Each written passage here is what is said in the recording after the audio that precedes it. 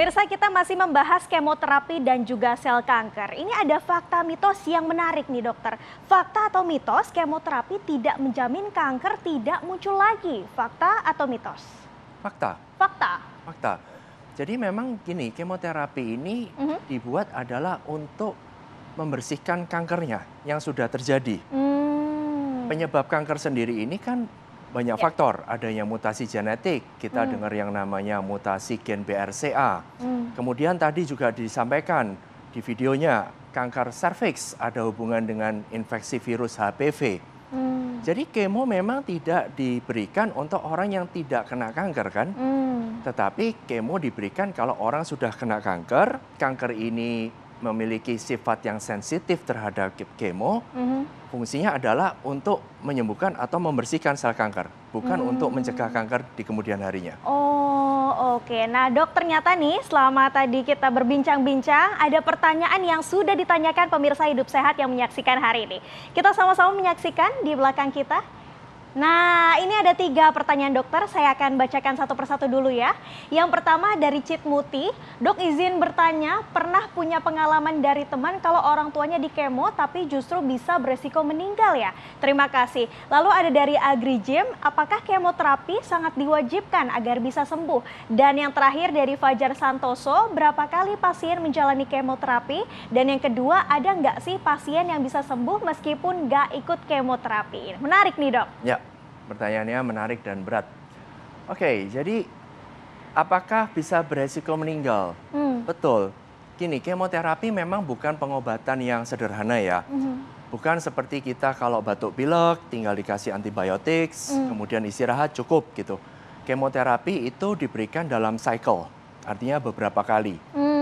Nah, memang saya selalu menekankan untuk pasien-pasien kalau menjalani kemoterapi ini butuh banyak istirahat. Pilihlah makanan yang bersih, tidak ada pantangan makanan, tapi harus bersih, harus matang, dan hindari terlalu banyak berinteraksi dengan orang. Ini yang untuk orang Jakarta dan orang-orang yang hidup di kota metropolitan ini susah. Susah, karena bersosialisasi setiap harinya. Sosialisasi, kemudian yang ada pertanyaannya ke dokternya adalah, dok kalau setelah selesai kemo, saya boleh ngantor nggak? Yang dipikirin adalah ngantornya dulu. Nah, saya mengerti bahwa ada kewajiban di kantor, tetapi tetap memerlukan istirahat yang cukup. Jadi, dengan istirahat yang cukup, dengan persiapan yang baik, harusnya kemoterapi itu dapat dilalui dengan aman. Tapi berarti kemoterapi ini wajib nggak dok untuk bisa sembuh? Tergantung dari jenis kankernya tadi kan. Ada kanker-kanker tertentu yang kita nggak akan memberikan kemo. Misalkan tipe kanker payudara yang jenis hormonal, kemudian kanker liver, kanker ginjal itu kita tidak bermain dengan kemo, tapi anti hormon, imunoterapi, atau terapi target. Tapi berapa lama sih kemoterapi ini bisa dilakukan sampai akhirnya pasien dinyatakan sembuh? Jadi ini juga tergantung dari stadium. Kita belum mention nih masalah stadium.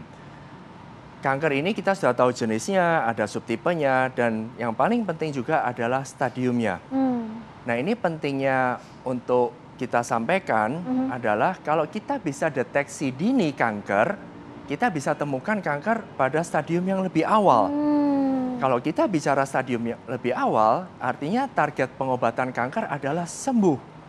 Nah, sembuh ini artinya kita sudah ada siklus pengobatan, kemo dalam periode tertentu dan selesai. Berbeda dengan kalau misalkan sudah ada penyebaran atau stadium 4 gitu ya. Nah, ini artinya kita akan memerlukan pengobatan yang jauh lebih panjang. Ingat bahwa kalau kita ditemukan di stadium dini, hasil pengobatan akan jauh lebih baik. Berarti ada nggak sih dok pasien yang bisa sembuh tanpa harus kemoterapi? Banyak. Banyak ya? Oh, banyak. Oke. Nah, terus gimana nih caranya untuk mendeteksi dini penyakit kanker ini? Ada nggak sih tipsnya agar kita semua juga jadi aware dok ke depannya? Memang deteksi dini ini kita melihat dari statistik. Tadi disampaikan jenis-jenis kanker yang paling sering ya. Kalau untuk wanita, kanker payudara. Ini simple, USG, mamografi. Itu tersedia hampir di seluruh tempat di Indonesia, alat USG dan mamografi.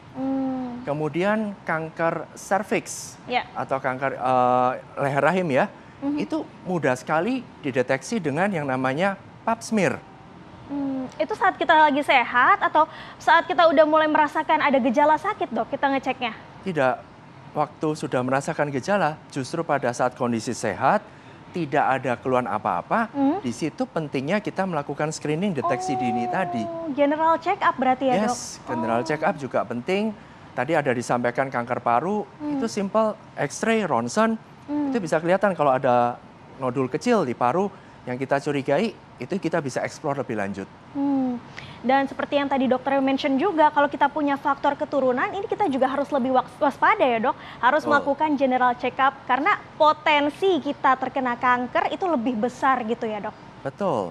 Jadi seperti kanker usus besar, kanker kolorektal banyak dimention juga tadi. Bahkan di Jepang itu mereka menganut bahwa kalau ada dalam keturunannya ada kanker usus besar, mereka mewajibkan untuk usia di atas 40 tahun melakukan kolonoskopi.